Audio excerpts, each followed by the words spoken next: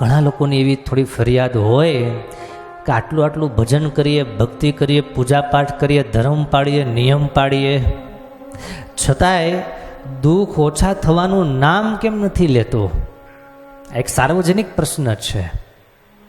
હરિભક્ત એક વાત ખાસ હૃદયમાં યાદ રાખજો, સંગ્રહી રાખજો વાતને. ક્યાંક આપણે ભૂલ ખાઈએ છીએ, ક્યાંક આપણે થાપ ખાઈએ છીએ, ક્યાંક નીતિમત્તામાંથી, મર્યાદામાંથી ચૂકીએ છીએ. કાંઈક આપણે ભગવાનનો કે ભગવાનના સંતોનો કે ભગવાનના ભક્તનો જાણતા અજાણતા વાણીથી, કર્મથી, વચનથી દ્રોહ કરી દીધો છે. એનું ફળ આ આપણે ભોગવીએ છીએ.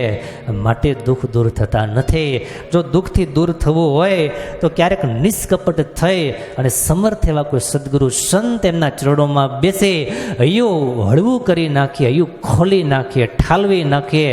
આટલી મારાથી ભૂલ થઈ છે, એકરાર કરું છું, પ્રાયશ્ચિત આપો અને હવે આ ભૂલ ન થાય એવું મને બળ આપો. એકવાર ટ્રાય કરજો.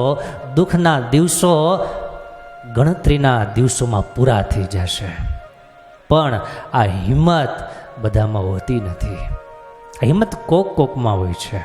જેનો અહમ શૂન્ય થાય ત્યારે આવી હિંમત એમને પ્રાપ્ત થાય.